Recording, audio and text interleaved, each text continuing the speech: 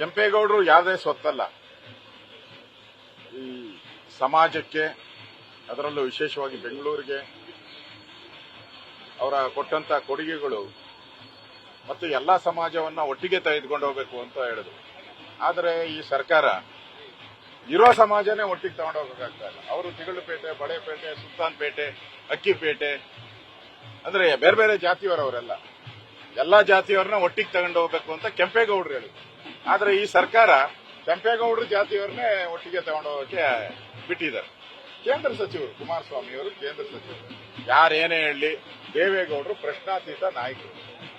ಈ ಸಮುದಾಯಕ್ಕೆ ದೇವೇಗೌಡರು ಪ್ರಶ್ನಾತೀತ ನಾಯಕರು. ನಾವಿನ್ನ ಬೆಳಿಬೇಕಾಗಿರೋದು. ಅವರು ಒಂದು ಎತ್ತರಕ್ಕೆ ಬೆಳೆದ್ಬಿಟ್ಟಿದ್ದಾರೆ. ಮಾಜಿ ಪ್ರಧಾನಿಗಳು ಗೌರವ ಕೊಡಬೇಕಾಗಿತ್ತು. ಗೌರವ ಕೊಟ್ಟು ಕರೆಯುವಂಥದ್ದು ಒಂದು ಸರ್ಕಾರದ ಕರ್ತವ್ಯ. ಹಿಂದೆ ನಾವು ಕಾರ್ಯಕ್ರಮಗಳೆಲ್ಲ ಮಾಡಿದಾಗ ಕೂಡ ದೇವೇಗೌಡರನ್ನ ಆಹ್ವಾನ ಮಾಡಿದ್ದೀರಿ.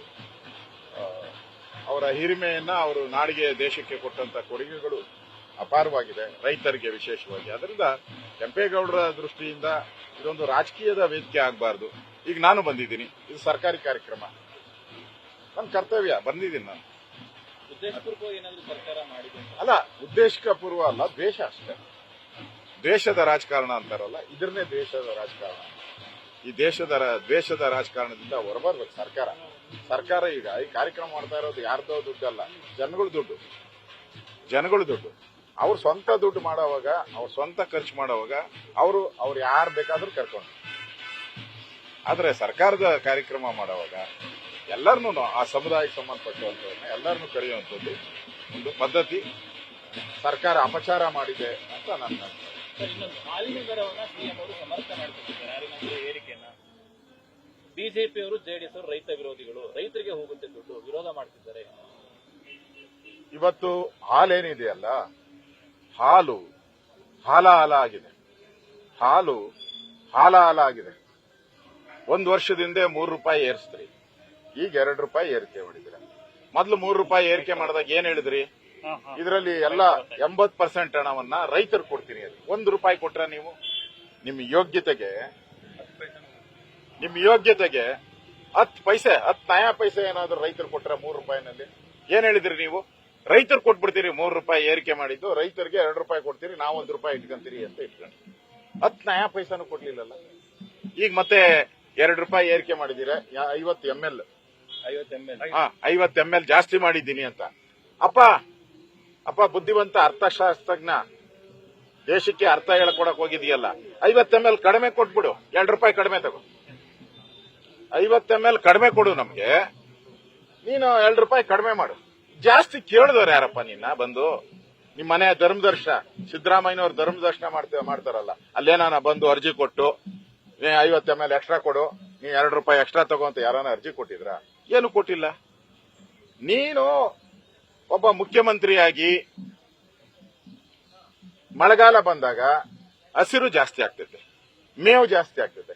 ಸಾಮಾನ್ಯವಾಗಿ ಇವತ್ತಲ್ಲ, KMF ಪ್ರಾರಂಭ ಆದಾಗಿಂದ ಈ ಸೀಸನ್ ಅಲ್ಲಿ ಹಾಲು ಜಾಸ್ತಿ ಆಗ್ತೈತೆ.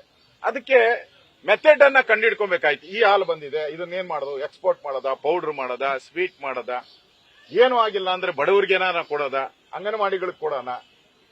ಅಪೌಷ್ಟಿಕದಿಂದ ಎಲ್ಲೆಲ್ಲಿ ರೈತರುಗಳು ಉತ್ತರ ಕರ್ನಾಟಕದ ಭಾಗದಲ್ಲಿ ಇದ್ದಾರೆ, ಅವ್ರಿಗೆ ಸಹಾಯ ಮಾಡೋಣ. ಆ ಜ್ಞಾನ ಇಲ್ಲ ನಿನ್ಗೆ, ಸಹಾಯ ಮಾಡೋ ಜ್ಞಾನ ಇಲ್ಲ, ದುಡ್ಡು ಹೊಡೆಯೋ ಜ್ಞಾನ ನಿನ್ಗೆ. ಇದನ್ನೇನ ಅರ್ಥಶಾಸ್ತ್ರಜ್ಞ ಅನ್ನೋದು ನಿನ್ಗೆ? ಇದ ಅರ್ಥಶಾಸ್ತ್ರ ಅಂತ ಅಂದ್ರೆ? ಹೋಟ್ಲಿಗೆ ಹೋಗ್ತೀರಪ್ಪ, ಹೋಟ್ಲಿಗೆ ಹೋಗಿ 2 ಇಡ್ಲಿ ಕೊಡು ಅಂತ ನಾವು ಕೇಳ್ತೀವಿ. ಅವ್ನು ಬಂದ್ಬಿಟ್ಟು 3 ಇಡ್ಲಿ ತಗೊಂಡ್ಬೇಕು, ನೀನು ಇನ್ನ 4 ರೂಪಾಯಿ 10 ರೂಪಾಯಿ ಜಾಸ್ತಿ ಕೊಡ್ಬೇಕು ಅಂದ್ರೆ ಏನಂತ? ನನ್ ಬೇಕಾಗಿರೋದು 2 ಇಡ್ಲಿ. ನನ್ಗೆ ಹೊಟ್ಟೆ ಏನು ಹಸುವಿದೆಯಾ? ಹಸುವಿಗೆ ನನಗೆ 2 ಇಡ್ಲಿನೇ ಬೇಕಾಗಿರೋದು.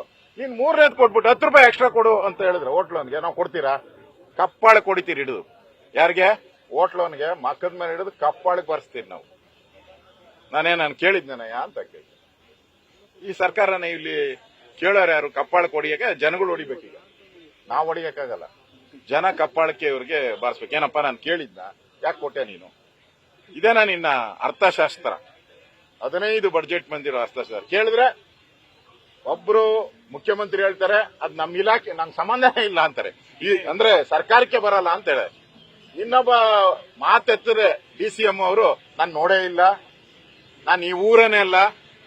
ನೋಡಿ ಅವ್ರೆಲ್ಲಾ ಸ್ಟೇಟ್ಮೆಂಟ್ ಏನನ್ನ ಮಾಡಿರೋ ನ್ಯೂಸ್ ಫಸ್ಟ್ ನಿರ್ಭೀತಿಯಿಂದ ನಿಮ್ಮ ಪರವಾಗಿ.